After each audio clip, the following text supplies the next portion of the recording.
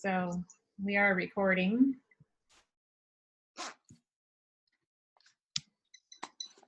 How's everybody doing? Good. Good. Good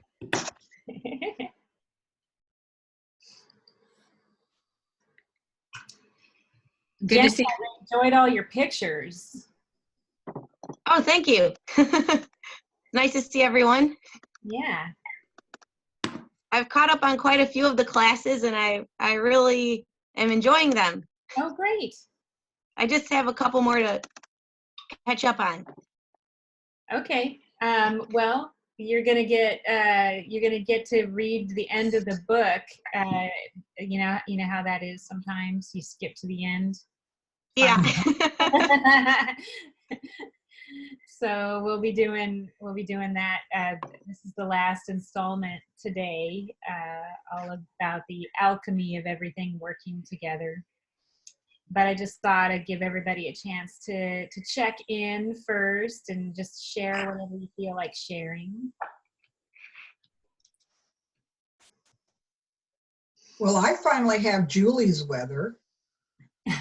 Actually, she'd probably think it was warm, but it hasn't been, it hasn't made it to 50 yet today, and lots of wind.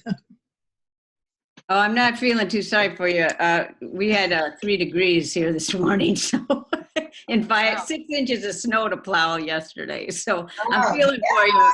I feel for you, Marty, but there's not too much. Well, I wasn't, well, you can always come visit.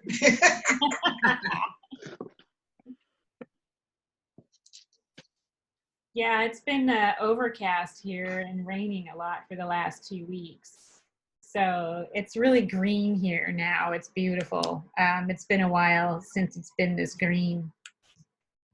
I think it's gonna last. It's gonna last for a while too. And then it's supposed to rain. It's supposed to start raining again this afternoon, is what I hear. So it's been almost a normal year. I would say a normal rainfall year. It's good for you guys out there. Yeah. It'd be nice if it would continue to do this for about 10 more years, then we might recover. Wow, years. Yeah, we're just suffering through some cold. We actually stayed in Michigan today instead of going home to Chicago like we usually do because the roads are kind of crappy and we'd have to come back and crappy. So we decided to stay put. Huh. But my neighbor has a beast of a snowplow that she lets me borrow. So I was out snow plowing yesterday. It sounds like fun. You know, it's not bad. It wasn't too terribly cold then. And, you know, we do the neighbors' driveways and stuff like that. So it's good. It's all good. Cool. At least you don't have to use the shovel like the old days. Well, we shovel part of it, but when it gets as deep as it was yesterday, I use a snow blower. It was like 6 inches probably. I can't imagine. Jenny, do you have anything you would like to share? Sure. Well, I have been back in California, of course. It's been sunny the past few days, and prior to that, when I was in Ecuador, I was experiencing a lot of nature. And so when I started listening to the classes, it was kind of feeling like I had a field experience that went well with the classes in terms of just being around different areas in the Pacific Ocean, and then just being around new plants and animals and different terrains. So I think it kind of enriched like the experience sort of went with the class in a way, and then the class sort of enriched the experience. So yeah. I love that. I don't know if anybody, if you tried doing any more connecting time with any of your guides. I know all of us have been really busy, and I have too. I haven't done any. I do my morning meditation and connecting time, and I'm just inundated with all kinds of things that I could be investigating during that time. So I haven't done any more connecting with mine. I freely admit it. Has anybody else, have you had any experiences, or even maybe some synchronicities, things that came up that maybe was one of your nature guides getting in touch with you?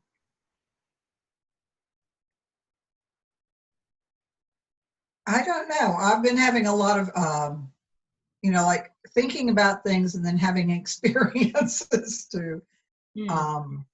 how kind of validate them. It's interesting. Hmm. Validate thoughts. Don't know if it was one of my guides or who. It could have been. Well, if everybody's ready, I'll go ahead and hit the share button, and we'll look at today's presentation. Okay, slideshow.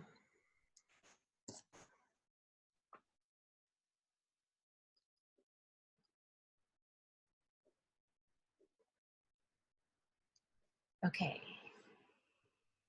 put us down here at the bottom of the screen. There we go. All right, so this is what we're going to look at today. So this is the alchemy now, the way all of the elements in nature operate together through us, and how it's represented by the trees. And this really, that thing that we did, it was when we were in Florida, right? So when we did that meditation with the trees, when we were doing our I and her daughter retreat in Florida with Alicia, this just really spoke to me, the way Alicia was saying that the trees call us people trees. They're tree people and we're people trees. Mhm. And because we're so very similar in what our jobs are here, with the flow of the energy and our contributions. And that's why this last presentation is how we compare to the trees and how the different elements actually interact with the trees, and what that means as far as our own interaction. What are the spiritual messages in that? So the things we're going to be talking about are, of course, the trees in the earth, the trees in the water, the trees in the fire, the trees in the air, and then trees in community. And the first thing, trees in the earth. So I've said that we're supposed to be land stewards, and we're supposed to be connected to land. And those were the messages from the first two sessions that we did. And now here's how that all wraps up. So trees actually can give nutrients to the earth by picking up dust particles out of the air. So all these particles that are in the air, they settle on the leaves of the trees. And then at night, when cool air then condenses and creates dew on the leaves, then all of that stuff drips down and off of the trees and falls on the soil. So they actually replenish things that they take. They give back.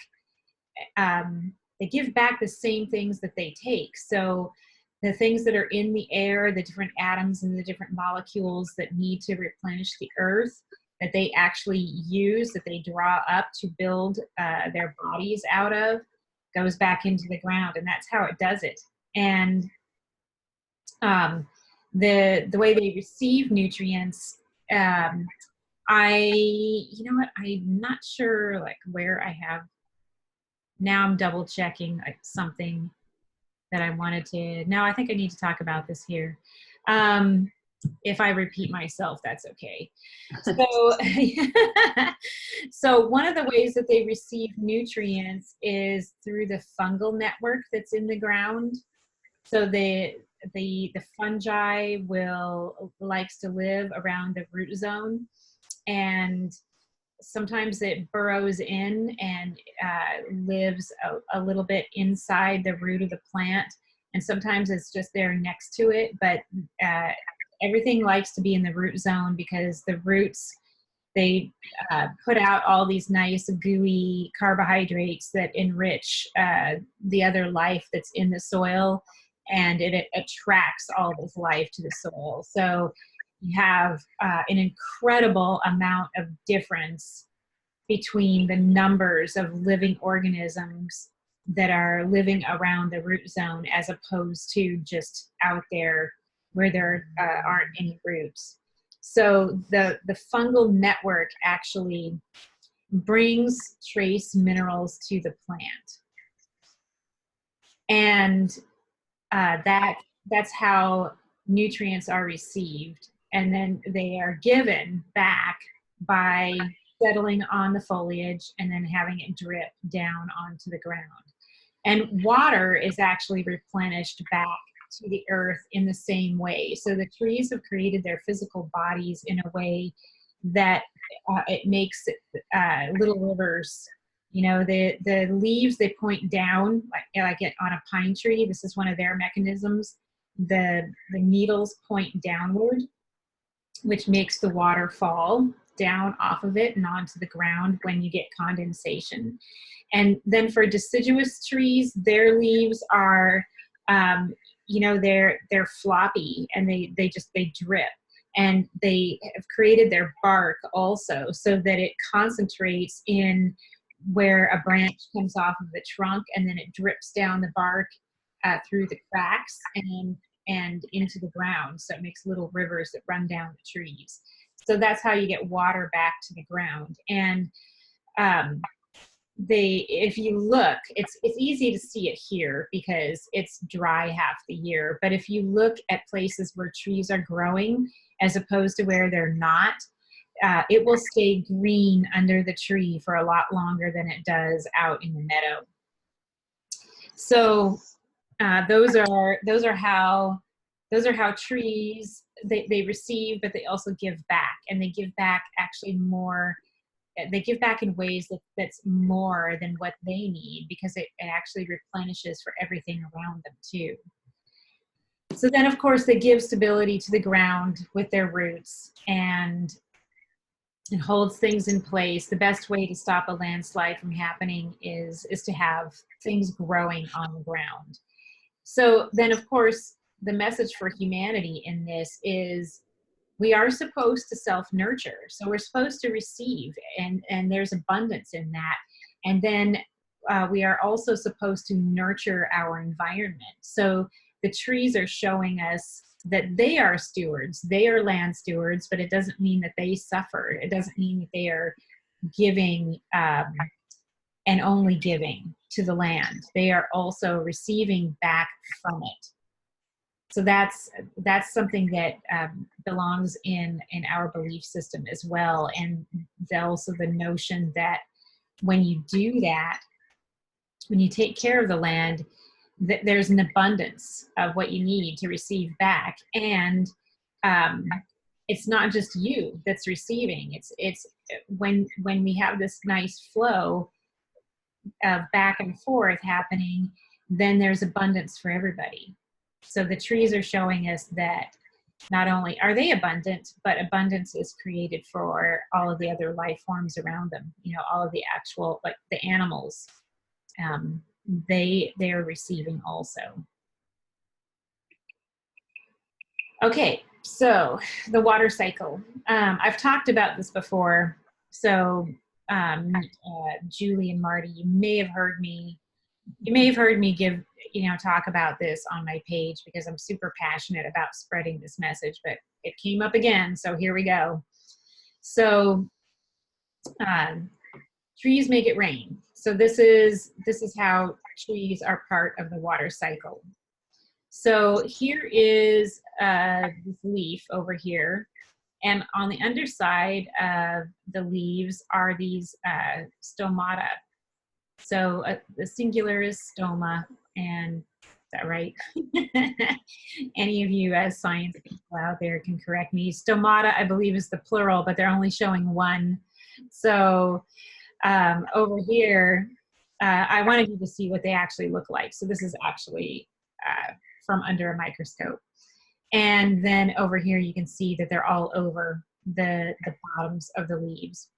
So what happens is the tree draws up water from its roots and brings it up the trunk to the branches, out the leaves, and then there are aerosols that are contained inside the trees. And whenever you go to something like a pine forest, that smell that you're smelling, the pine smell, those are the aerosols that the trees are putting out. Those pine trees are putting out these little organic molecules that go out with the water. And everything is warmer, so it rises, and that aerosol acts as the condensation nucleus that water needs. Water needs something to condense on. If it doesn't have something to condense on, then it doesn't condense. It doesn't make a cloud. It just stays out there as I guess it would be water vapor, but there's so much space in between all the molecules. It's becomes just part of the amount of water, the amount of H2O that's in the atmosphere. So being able to condense on these aerosols creates clouds, and then it rains. So are there any questions about that? Or about anything I said on the previous slide? Okay, because then it gets even better. I know. So this is how trees share. So now that you've got that part, it makes clouds, it rains. Well, the other thing that happens, and we talked about this in the air segment, so you can go back and listen to that. But what happens is now you have this high pressure zone up here because there's so much now in the atmosphere pushing on everything, so that the pressure is higher. There are a lot more molecules in the atmosphere, and whenever you have high pressure, it wants to go somewhere else, and it pushes it and makes it want to go somewhere else. So what happens is then there is a low pressure zone further inland, and it draws the storm inland, and then it rains there or it snows there. And that's generally, for here in California, that's how we get our snowpack on our inland mountains in the Sierras. So if we don't have enough trees on the coast, we don't create enough snowpack in the Sierras, and that we rely on that snowpack when everything starts to melt and it feeds all the creeks and rivers. That's water for us in the summer. And one of our problems here is we've changed the landscape so much that we don't have our coastal old growth forest, and it's affecting how much snowpack we have. And with the change in the way our storm cycle is, we're really starting to notice that. And this is why I talk about it so much, because I know we can fix this.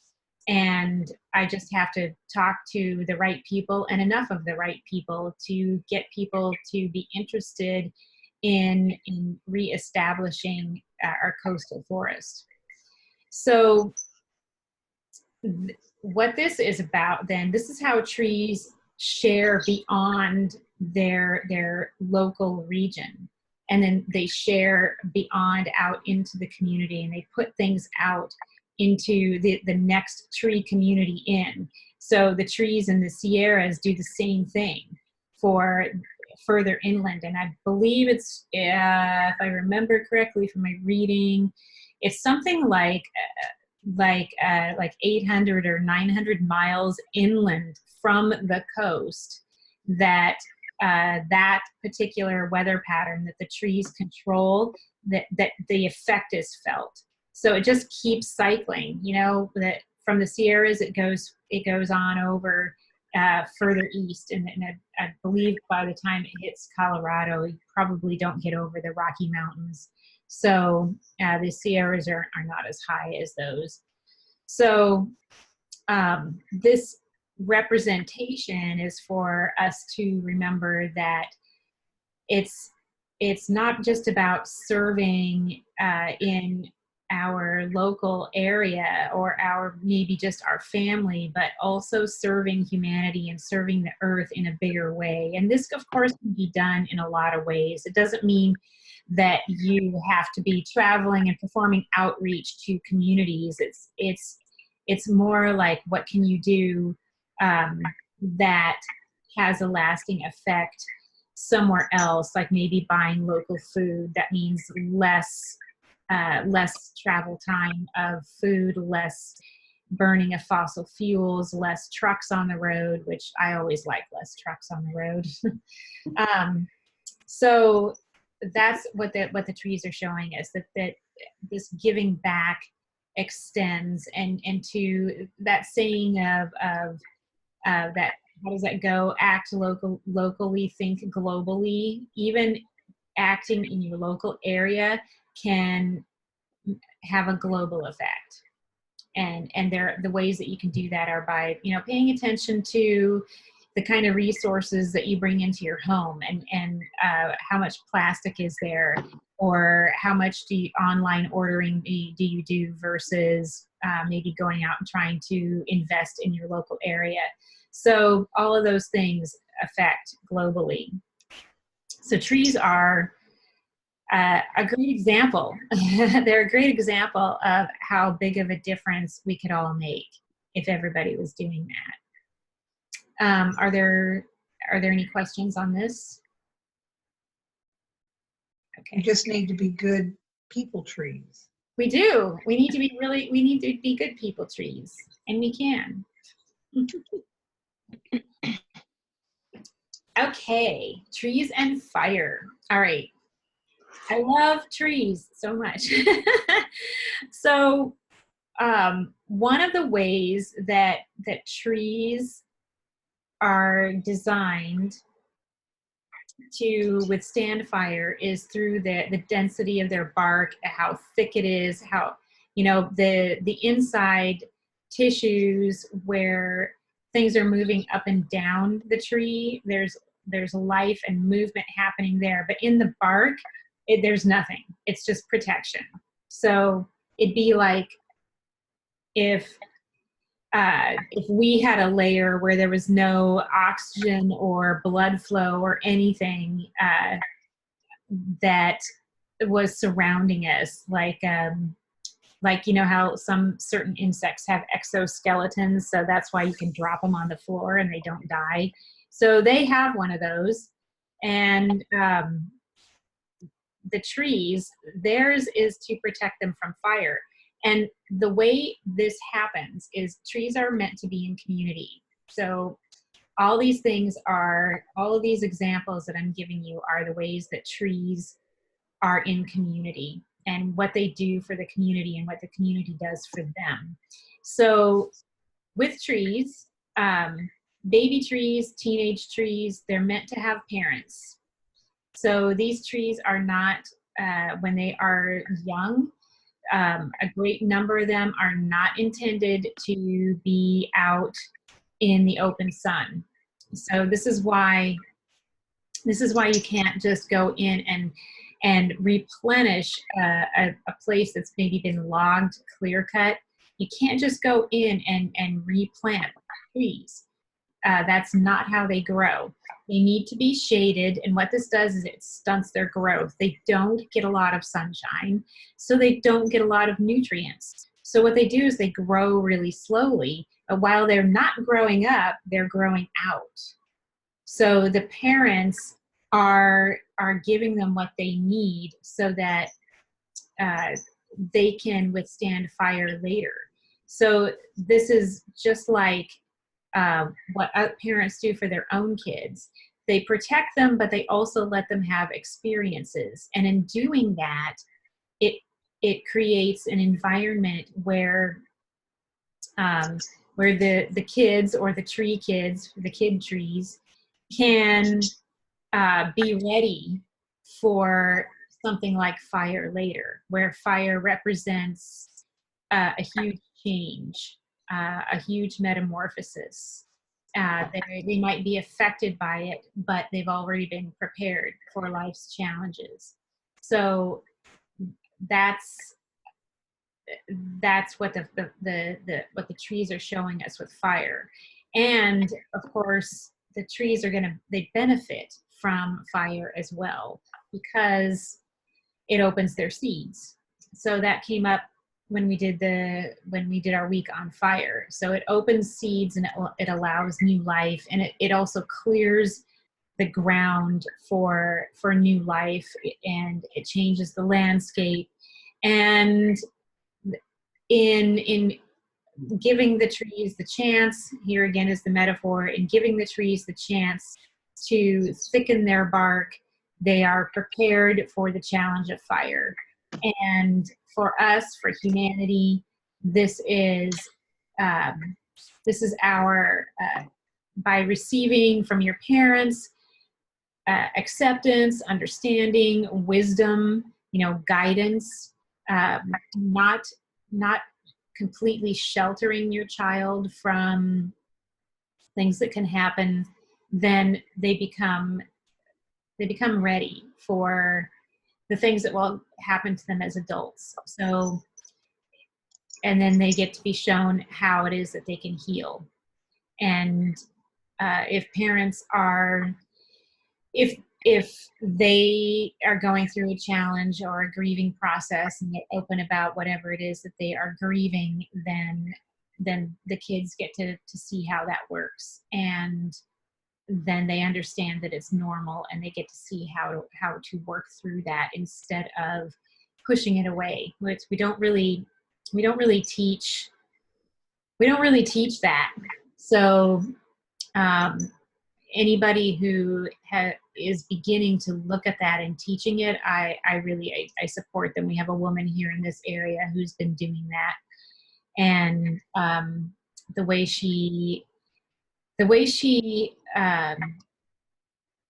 she talks about working through grief is really beautiful. So it can be a beautiful thing. Okay, any questions on trees and fire?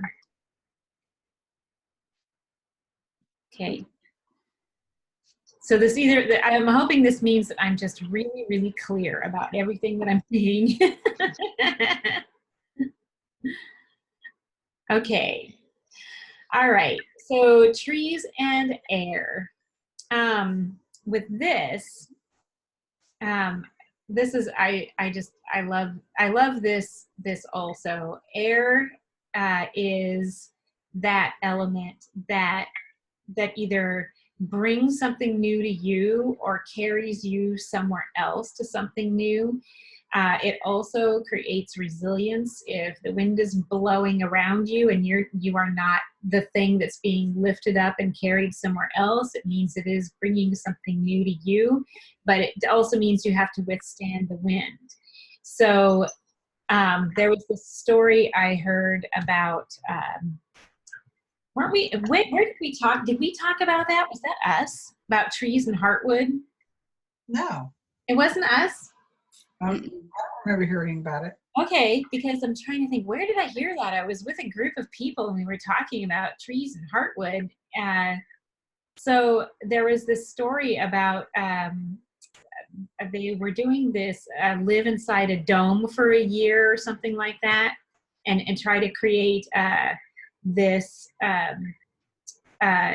community of people and plants and animals where they everything got recycled. So they were trying to become a regenerative, sustainable community inside the dome. They were in a dome, and what happened was all of the trees that they were growing in there they'd grow for a while and then they would just fall over. They couldn't support themselves, and it's because there was no wind. So they have cells in their bodies that's called heartwood, and the heartwood strengthens when the wind blows them around. So it gets the trees to produce more of them. So there's a certain amount of flexibility, but also a certain amount of of stability. And what do we, is that tensile strength? Is that what I'm thinking of? So everything has it. Their tensile strength, I think, describes just how much something will bend before it breaks. Yeah. And so that's what heartwood does for trees. And if you don't have any wind, then it just doesn't develop. So this also, of course, it will anything that's dead in the trees, it's going to blow things around, and the limbs will eventually break and fall down, and then that gets recycled through fire or mushrooms like to grow on stuff like that. It eventually goes back to the ground. So oh yeah, okay, spreading the messages. So here's another way that air and trees cooperate with each other. So lots of things like to eat foliage, and the example that I'm thinking of especially is the giraffes. So giraffes, they have those long necks. They are physically created to eat trees. And trees, of course, they don't like that because they need their leaves. They need their leaves for photosynthesis. So trees do this amazing thing, which is that they create those aerosols, right? They create chemicals in their bodies when they know something is eating them, and they know. And it makes their leaves taste bad to the animal that is eating the leaves. And they send messages to each other so that the other trees know that there are tree-eating animals in the area. So, of course, that gets carried downwind. So the air picks it up. The message goes out through the leaves. They create a chemical, some sort of aerosol, goes out through the leaves, gets carried downwind. The other trees sense it.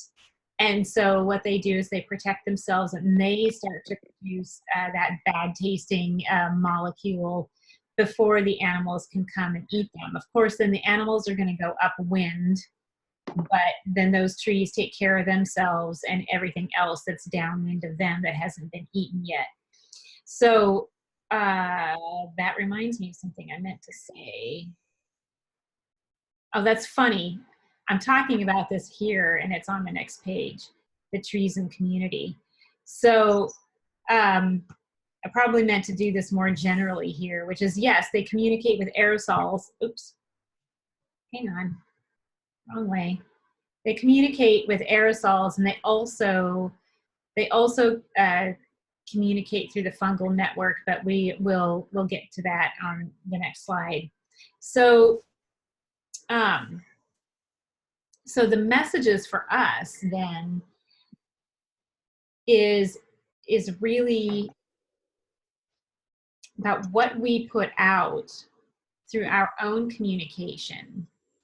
And you know, we're putting it out there, and it travels through the air. Things that we say, or the way that we say them, travels through the air, and we need to be using cooperative, collaborative language. And oftentimes that's not what we're doing. I listen to groups of people talk, and they're not speaking from a place of caring about what's best for humanity and themselves. There's a lot of use of blame and manipulative language that we put out there to get the things that we want. And it's if we used our words more carefully, then we could still get the things that we want. We would just be cooperating with each other instead. So putting that cooperation out there into community is how we get it, it's how we receive resources. And then it doesn't become about having to manipulate something in order to get the things that you need. Instead, it becomes about your contribution, that when you send it out, it comes right back to you. It's that infinity thing that happens. And it goes out, it comes back, it goes out, it comes back. And the clearing of the dead wood, that's the personal growth piece that the trees are showing us. If they don't need something, they let it go. And there's some trees here on the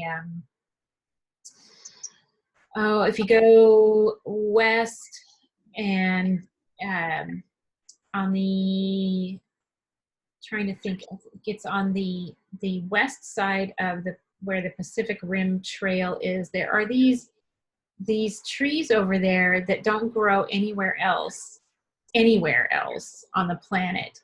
And I'm thinking I want to say they're called spickle pine or something like that. Bristlecone, spickle pine. They're bristlecone trees. These trees, they are really showing us this message because they can let part of their self die and only be alive and grow in other places. And they do that to control their environment and the resources that they have. So you go out there and these amazing trees are there, and they're really thick too. They grow, they're very short compared to other old growth forests, and very, very thick.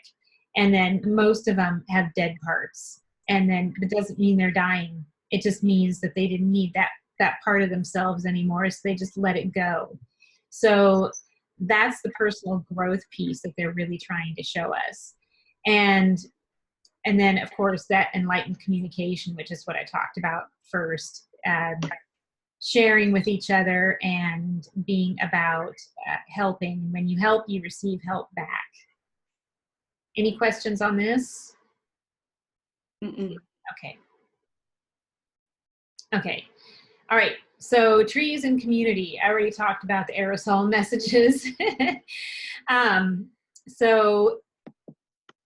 That's, the warnings to other trees that something that wants to eat their foliage is making its way through. But they also do this through the fungal network, that they are a part of a community that way. So that part happens under the ground. And that fungal network, like I said, it lives around the root zone. So not only do they receive nutrients from the soil, from this fungal network, they can deposit nutrients into it and take care of other trees that are suffering. So they know when somebody is suffering, and they can send extra nutrients and water to other trees during times when they need it. So, for instance, there are some trees, they need less water in the winter or in the summer, and they can give to some of the younger ones that maybe need more when they need it, and they do this all the time. They can also send warnings through the fungal network about disease. So the aerosols, they let you know, they communicate about predators. And then a lot of disease messages are sent through the fungal network. So if somebody's sick, then they say, hey, we're sick, we're sending this message out to everybody else. And the healthy trees, they can manufacture things that they need to defend themselves from disease. And often that disease is something like it can be a virus or a bacteria, just like with us. So what do you think happens to a tree then when it's alone? If everything's been clear cut around it and there's one tree in a meadow, they don't have anybody to depend on. They're not in community.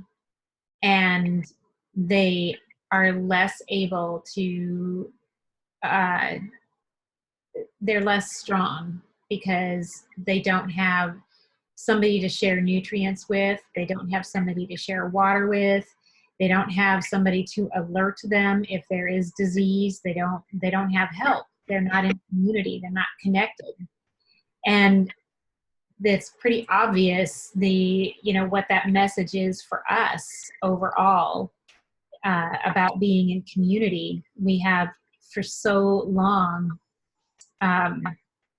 bought into that masculine individuation piece, that we're supposed to be individuals, that we're supposed to be able to make it on our own, that if you can't make it on your own, then there's something wrong with you even, and not embracing the connection piece, the feminine piece of connection. So it's in being connected, but also in being an individual, having your individual purpose, but also being part of a collective, collaborative community that has its own purpose. So there's a shared goal, but also the individual purposes of each person that's inside that community. And that's why I like the Three Musketeers, the all for one and one for all. I mean, that totally makes sense, right? It's do everything for the one, and the one do everything for the all. That's how it works when you apply the balanced community with the individual pursuits. So they're just treated like separate entities. Your individual pursuit is an entity, and then the pursuit of the collective is its own entity also. And this would make humanity stronger and more peaceful. And I was just having this conversation with my son yesterday, and we were talking about the need for, or maybe the not need for having these national borders that people aren't allowed to cross. And I said, well, what if the entire world decided we could keep our countries, but the borders were open, and it's okay to go wherever you want and work wherever you want, and it's all legal, and then you pay the taxes according to the rules of the country, or you participate in their rules, and everything is totally legal. Everybody could do whatever they wanted, wherever they wanted. And if everybody were doing that, it would so totally work. It's like, that's what the trees are showing us. That's what they're showing us. They don't need borders and boundaries. They do have individual pursuits, their own growth process, but they're also working together. And in doing that, they're controlling the weather. They're giving back to the ground. They're stewarding the ground. They're doing all these great things. That is our purpose to aspire to as humans. Amanda, when trees grow alone. What's that? I said, when trees grow alone. Yes. Are we talking about like they're growing in forest of one species, or like can you have a lone tree with other trees, other species around, or? You can. Now, not all trees cooperate. So some trees, they are compatible with each other. Some are not because of the way that they grow. So some are really tall and some stay shorter. So it depends on the species. And I don't have in my mind now the examples of ones that work well together. But around here, what we have growing well together are oak trees and sycamores. They do fine together. They stay out of each other's canopy, and the sycamores prefer to be closer to creeks, and the oak trees will grow pretty much anywhere. So they're in harmony with each other, but some are not. They don't like each other and they don't cooperate. And it's the same in the human community too. We don't all have to get along, right? We just have to have a common goal. It doesn't mean we all have to get along. It just means we all respect each other. And we don't mess with each other and we do no harm. That was a good question. So that's the tree, that is the tree talk. All right. Yeah. So are there questions on any of that? Comments, anything that you're thinking about? Well, I was just, when I asked that question, I was just thinking about, living in a city where you don't have the forest, but luckily in Tallahassee, we do have lots of trees. Yeah. But they're all different kinds. They may or may not be beneficial to each other. So it takes some research and knowledge to decide what to plant when in a city like that. In the cities where they like to plant different types of trees, they really should be researching to see what works well together. But a problem for trees that are planted on streets is also that they, they're often like in this little square space that then they're surrounded by concrete, and that air is not exposed to water or the soil is not exposed to air or water, and there aren't other living organisms in it, and so they're not, the trees aren't connected to each other that way. They're still alone, even when they're even if it's one of those tree lined streets, it's not a good tree ecosystem. The trees need some bare ground. They need or ground that is bare of pavement. They need that. So I'm willing to bet that most cities, when they do their landscaping, they don't even know this about trees. They don't know this stuff. They don't know they need each other. They don't know how they work together, and they wouldn't know which ones are going to cooperate and which ones aren't. So you could take that to your city council. We have an urban forester and have for years. Oh, nice. Yeah. Obviously we cut down trees to build buildings, but there were lots of trees here and a lot of people who want to save the trees. Yeah. Yeah. Good. Okay. Well, if there are no other questions or comments, we will do our tree meditation and meet our tree spirit. Is everybody ready for that? Sure. Okay. Jenny, did you do the meditations and the ones that you've watched? Have you gotten to those yet? So far I've done the soil mate.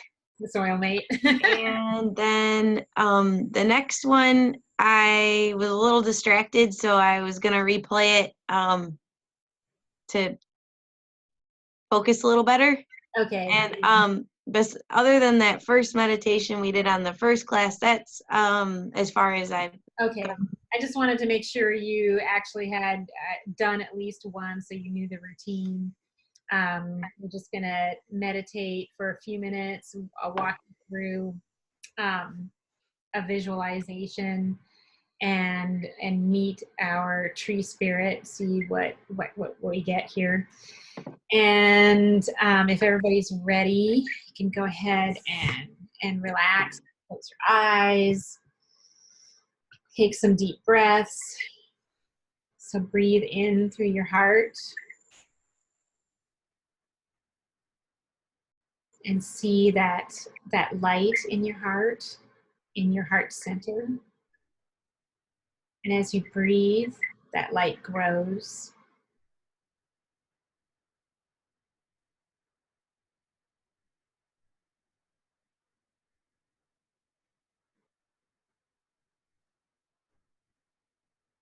And it grows to expand around your heart.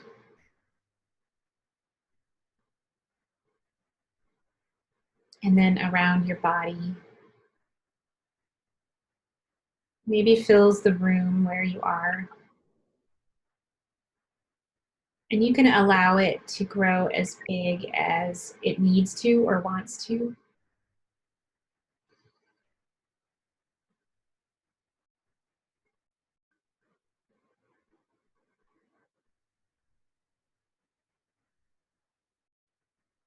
And then connect with Prime Source, the above. For the trees, this is the sun. And draw that energy down through your crown, through all of your chakras.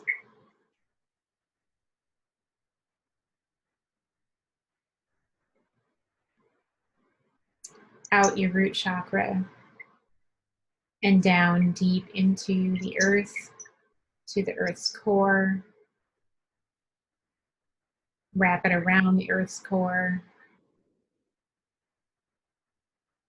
And then allow that energy from the core of the earth to come back up and through you until you can feel everything moving from the above to the below, from the below to the above.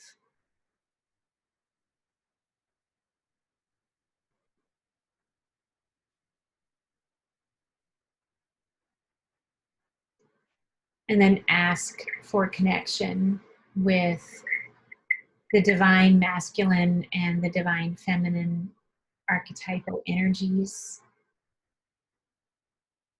Ask for them to come into your heart space, into your heart center, creating a unified heart space, a balanced space, receiving information and connection.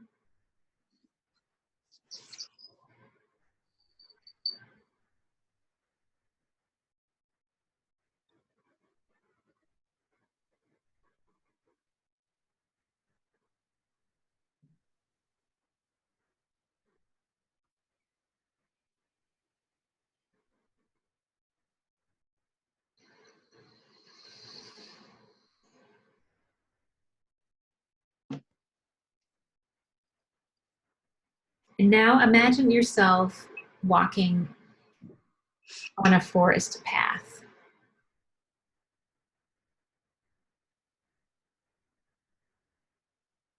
What does it look like? Is it mossy?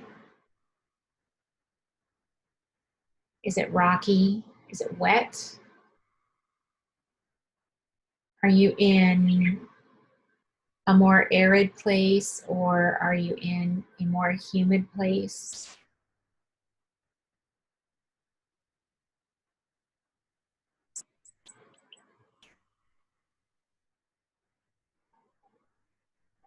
And as you're walking down this path, something draws you off the path.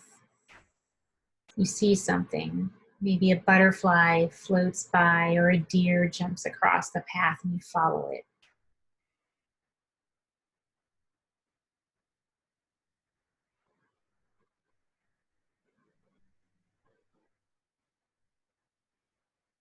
And as you follow that sign,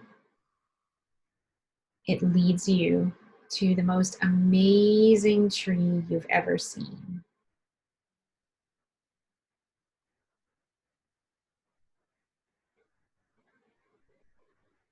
So how would you like to connect with your tree? You could sit with it. You could climb it. Maybe there's a way to go inside it. Connect with your tree.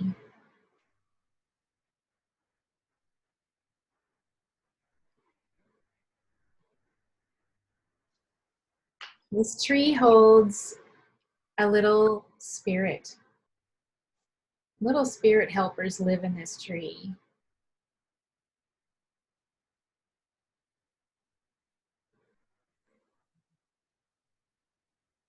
And these little spirit helpers make themselves known to you.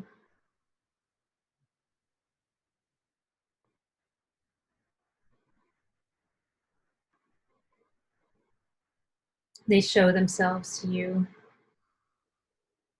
They share their energy with you.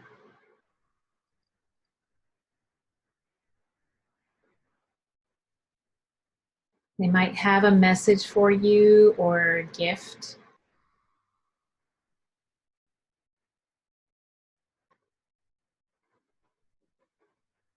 Think about what it is they are trying to tell you and listen.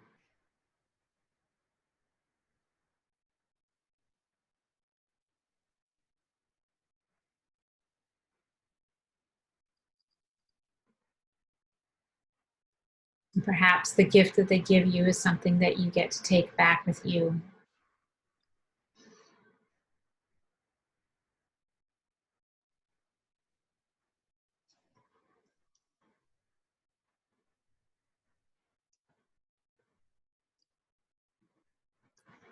And after you have received messages and gifts, it's time to walk back to the path. And as you walk back to the path, remember to allow that the divine masculine and feminine energies, those archetypal energies, they now go back to their place, leaving you with your space in your heart. And as you come back down that path, you can start to come back to the room and open your eyes.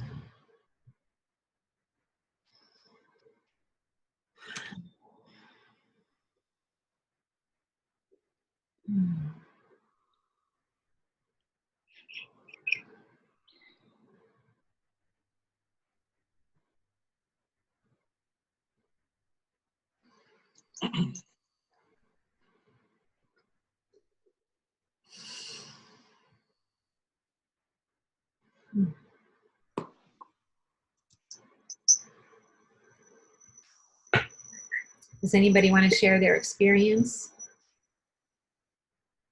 Well, I'll share. Okay. At first I was in like a moist, mossy forest. It was kind of cold. And then I at first imagined like a bear that distracted me, but I wasn't afraid of it or anything. And then I kind of imagined like the deer and the butterfly for a minute. And then I wandered back and found the tree. But when I imagined the tree, it was like a cartoon tree, but it was like really amazing and had a lot of different crooked branches. And then I decided I wanted to sit on the branch and kind of lean against the trunk to kind of connect with it. And then when I was imagining what came, out of the tree to visit or whatever it was, I thought about bugs, kind of like ladybugs, but brown. And then I saw, like, I did see a little fairy, but I was listening to the other clips earlier today, and I know that the fairies were brought up. I saw some fairies and some butterflies flew out, and it felt kind of like bright and happy. And then it was really sort of Lord of the Rings. They handed me a gold ring. I love it. And then they told me to share my heart, which my soil mate was the worm, and it for some reason told me its purpose was to share love or something like that. So anyway, so that was my little that was my experience there. That's great. That sounds awesome. Yeah, I love it. Yeah, I it's love fun. your tree. I've gotten trees like that before also. They don't look real. They look, yeah, like a Dr. Seuss tree sometimes. Yeah. Oh, cool. Yeah, so that's always fun when that happens. Yeah. Anybody else want to go? I'll go. So I was now this is fascinating because I've never been in the redwoods, but I was in like a redwood forest, and wasn't dry. It wasn't exactly mossy. It was just very, foresty. Just, the path was moist, I guess, but not wet or anything. And I was just walking down the path, and then I didn't see anything that distracted me. I was kind of pulled in a direction. I didn't see anything, or it just was like I saw myself walking in a particular direction off to my right. And then I saw just one of the giant redwoods, and I tend to lean on trees. I either put my back against them or, I'll put my arms around them, lean in, one arm around, whatever, which is what I did. And I just felt the really big spirit of the tree. I did not have any other little critters or fairies or anything. It was just like me and the tree. Yeah. Well, and that's one of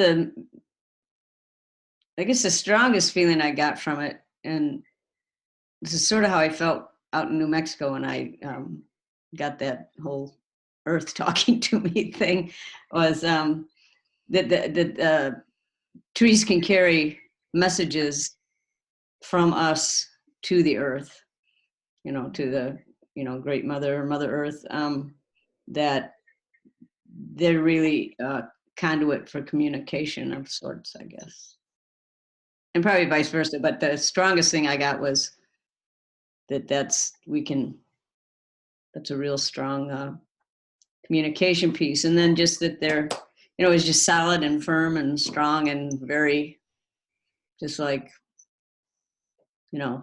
there, just really there.